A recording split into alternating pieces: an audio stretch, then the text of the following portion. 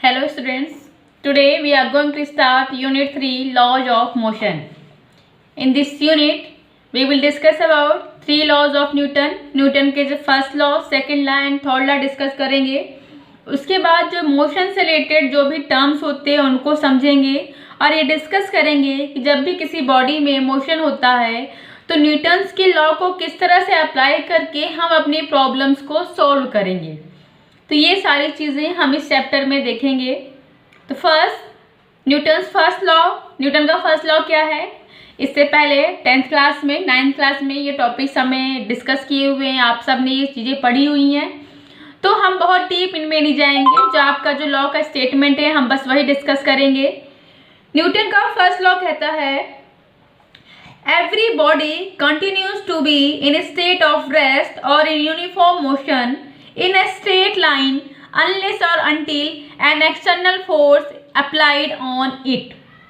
जब तक किसी भी बॉडी में कोई एक्सटर्नल फोर्स अप्लाई नहीं होता है तब तक कोई भी बॉडी जिस स्टेट में है वो उस स्टेट में बनी रहेगी, जब तक कि उस पर कोई एक्सटर्नल फोर्स अप्लाई नहीं होता है.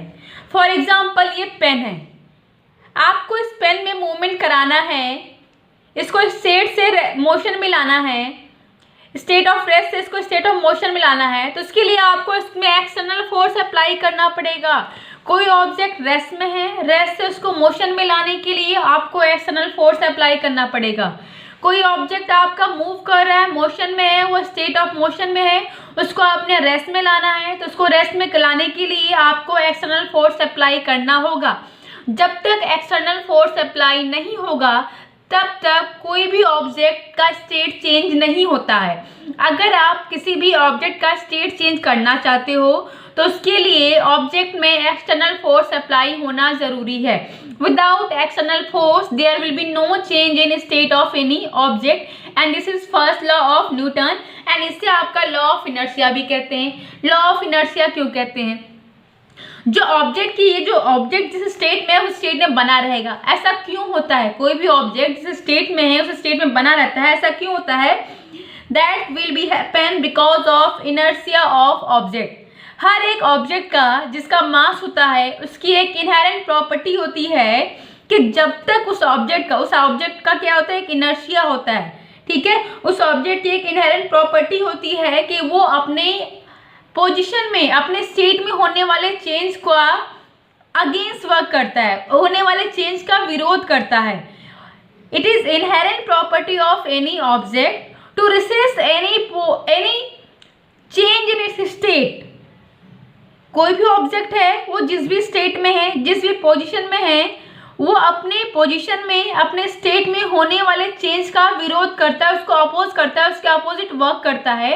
तो ऑब्जेक्ट की जो वो इनहेरेंट प्रॉपर्टी होती है that property known as inertia of object. ठीक है, इसी वजह से इसे लॉ ऑफ इनर्शिया कहते हैं. कोई भी ऑब्जेक्ट है उसकी इनहेरेंट प्रॉपर्टी ये है, उसके अंदर इनर्शिया की प्रॉपर्टी है कि वो अपने ऑब्जेक्ट, अपनी पोजीशन में, अपने स्टेट में कोई भी चेंज नहीं होने देना चाहता. और आपको किसी भी ऑब्जेक्ट के स्टेट में चेंज करना है तो उसका जो इनर्शिया है, जब आपका अप्लाइड फोर्स, एक्सटर्नल फोर्स आप उससे ज़्यादा अप्लाई करोगे तो ऑब्जेक्ट के स्टेट में चेंज होता है. So this is first law of Newton. Now what is second law of Newton. ये बात हुई कि ऑब्जेक्ट है जिस स्टेट में है उस स्टेट में बना रहना चाहता है, वो ऑब्जेक्ट की इनहेरेंट प्रॉपर्टी होती है that is known as inertia. ठीक है, अब आपको इनर्शिया को ओवरकम करके ऑब्जेक्ट को मूवमेंट कराना है, या ऑब्जेक्ट मूवमेंट में है, वो मोशन में है, उसको आपको रेस्ट में लाना है, तो उसके लिए आपको एक्सटर्नल फोर्स अप्लाई करना पड़ेगा. तो यही न्यूटन का फर्स्ट लॉ है कि without any external force you can not change state of any object. ठीक है, अब देखिए, मान लीजिए कि एक्सटर्नल फोर्स अप्लाई कर लिया. अब एक्सटर्नल फोर्स अप्लाई करने के बाद क्या हुआ? एक्सटर्नल फोर्स अगर अप्लाई होता है किसी भी मास m में, ठीक है, कोई मास है, कोई ऑब्जेक्ट है, ऑब्जेक्ट का मास m है, ठीक है, उसमें एक्सटर्नल फोर्स अप्लाई किया, ठीक है, तो ऑब्जेक्ट क्या करेगा? अगर रेस्ट में तो मूवमेंट करने लगेगा, उसमें मोशन स्टार्ट हो जाएगा. ठीक है, ऑब्जेक्ट का मास, अगर मान लीजिए कोई ऑब्जेक्ट है, ये हमारे पास एक ऑब्जेक्ट है, ठीक है, उसका मास m है और अभी ये रेस्ट के स्टेट में, रेस्ट में है, इसमें आपने फोर्स F अप्लाई किया. ठीक है, फोर्स F अप्लाई किया.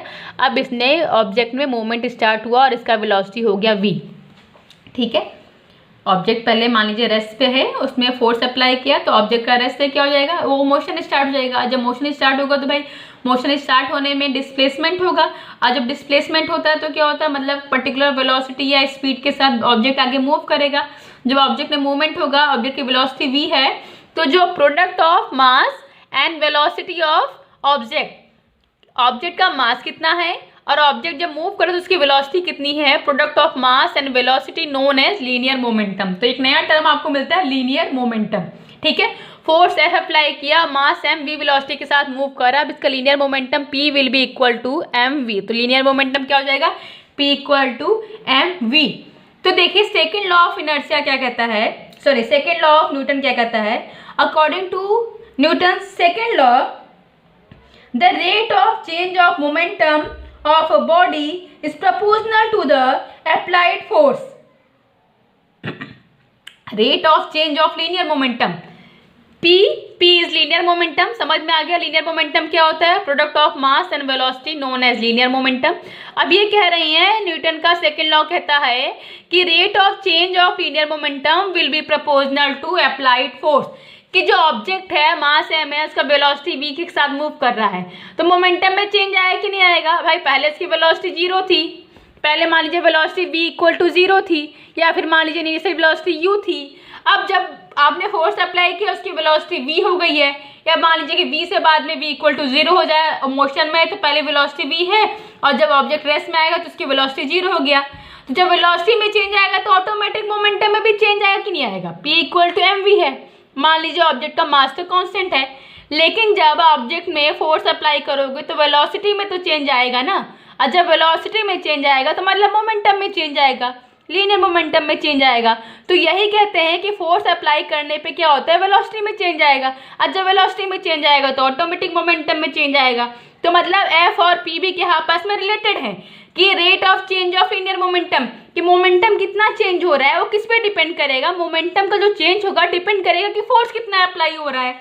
अगर आपका फोर्स ज़्यादा अप्लाई हो रहा है तो आपका मोमेंटम भी ज़्यादा चेंज होगा, और फोर्स कम अप्लाई होगा तो आपका मोमेंटम में चेंज भी क्या होगा, कम होगा।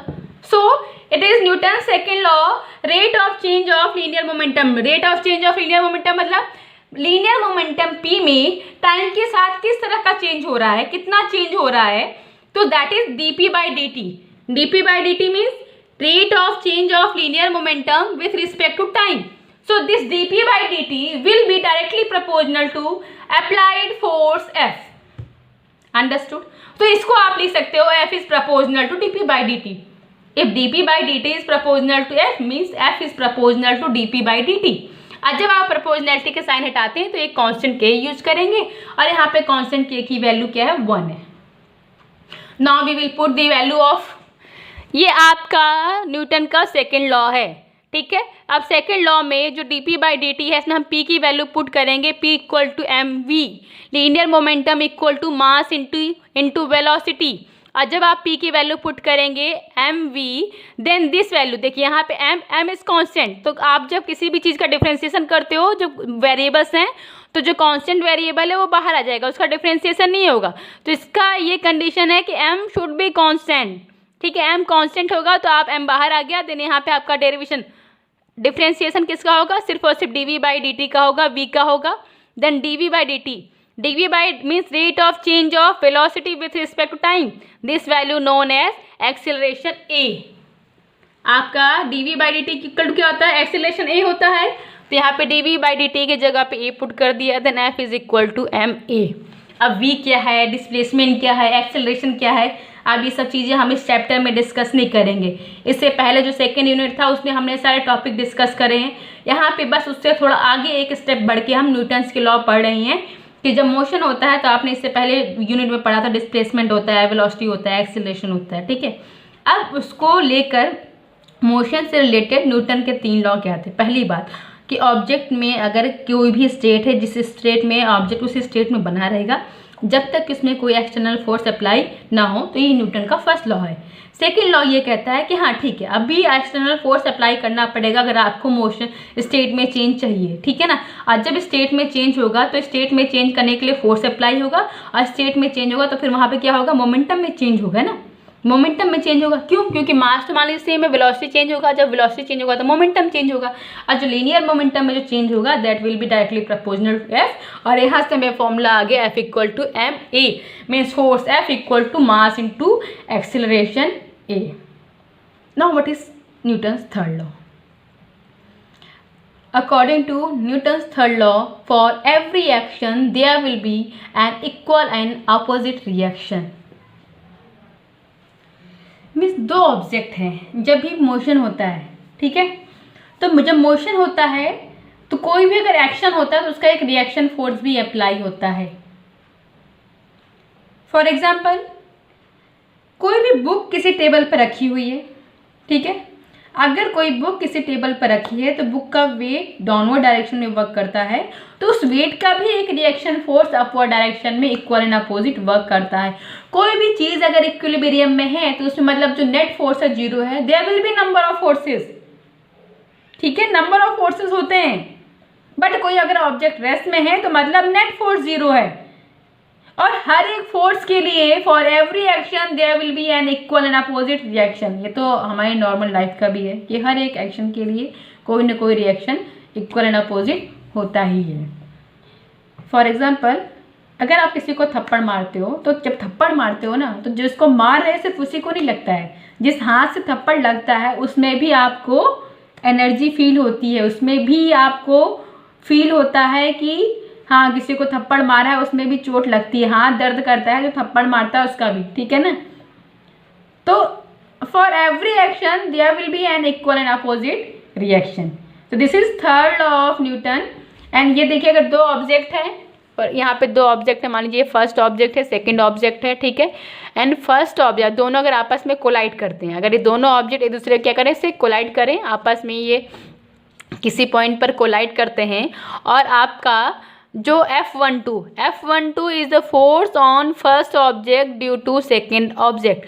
तो अगर सेकेंड ऑब्जेक्ट फर्स्ट ऑब्जेक्ट पे फोर्स जो है, सेकेंड ऑब्जेक्ट का फर्स्ट ऑब्जेक्ट पे जो फोर्स है वो F12 है, एंड सेकेंड ऑब्जेक्ट पे फर्स्ट ऑब्जेक्ट के थ्रू जो आपका फोर्स है वो F21 है, then F12 will be equal to minus F21। दोनों का जो मैग्नीट्यूड होगा सेम होगा, बट डायरेक्शन क्या होगा, डिफरेंट होगा। देखिए, जो आपका सेकेंड फोर्स अप्लाई, जो ऑब्जेक्ट फर्स्ट ऑब्जेक्ट पे फोर्स अप्लाई करेगा उसका डायरेक्शन ये है, फर्स्ट ऑब्जेक्ट सेकेंड पे जो फोर्स अप्लाई करेगा उसका डायरेक्शन ये है, ठीक है ना, और दोनों फोर्स क्या होंगे, इक्वल एंड अपोजिट होंगे। तो this is third law of Newton, for every action there will be an equal and opposite reaction. अब यहाँ पे एक नया टर्म आया है, नया वेरिएबल आया है, that is impulse. What is impulse?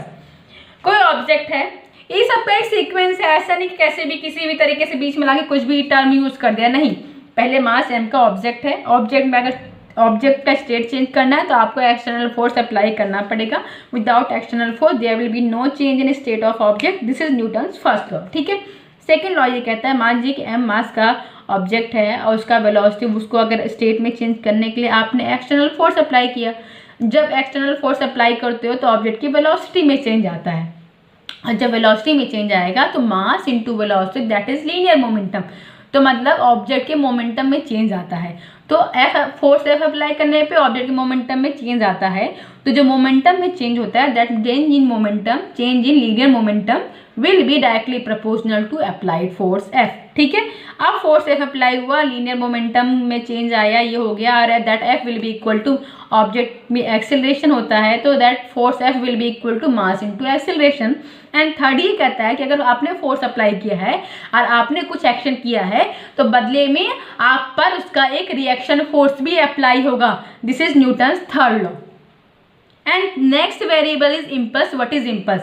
अगर किसी भी ऑब्जेक्ट में आपने एक स्मॉल टाइम डेल टी लिया है या फिर डी टी ले लीजिए के लिए फोर्स अप्लाई करते हैं, मान लीजिए कोई ऑब्जेक्ट है ये, ठीक है, इस ऑब्जेक्ट में आपने फोर्स एफ अप्लाई किया, ठीक है ना, और एफ अप्लाई किया, तब ऐसे तो है नहीं कि एफ अप्लाई किया तो बस अप्लाई करते जा रहे हो, किसी निश्चित टाइम के लिए आप फोर्स अप्लाई कर रहे हो। मान लीजिए कि आपने टाइम डी टी ले लीजिए, या फिर इसको डेल टी से भी रिप्रेजेंट करते हैं। टाइम डेल टी के लिए ऑब्जेक्ट में आपने फोर्स एफ अप्लाई किया है, then impulse J will be equal to f dot del t, कि कितना फोर्स अप्लाई किया और कितने टाइम के लिए किया, उसका जो प्रोडक्ट होता है that product known as impulse J.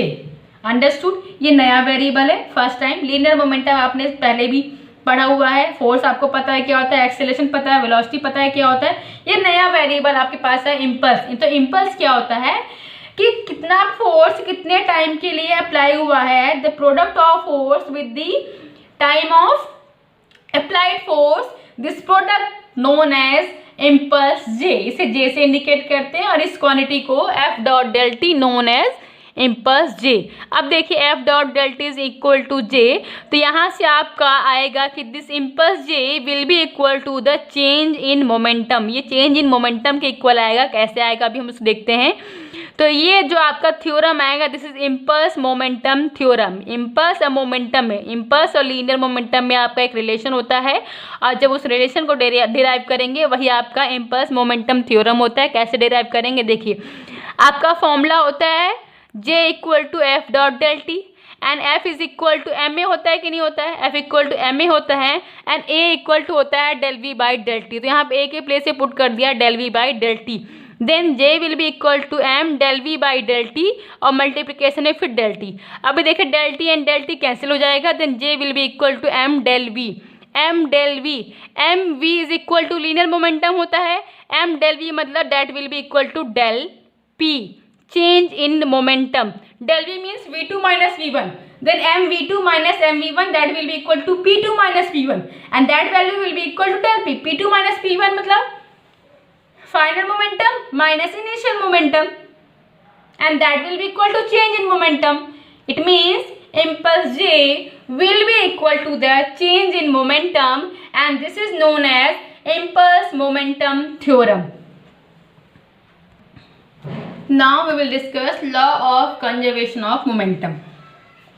Newton के फर्स्ट लॉ में कहा कि if you want to change state of any object, for that there should be an external force. एक एक्सटर्नल फोर्स होगा तभी आपका ऑब्जेक्ट के स्टेट में चेंज होगा। ऑब्जेक्ट के स्टेट में चेंज होने का मतलब क्या है, ऑब्जेक्ट के वेलोसिटी में चेंज होना चाहिए कि पहले ऑब्जेक्ट की वेलोसिटी कुछ और है और बाद में कुछ और हो गया।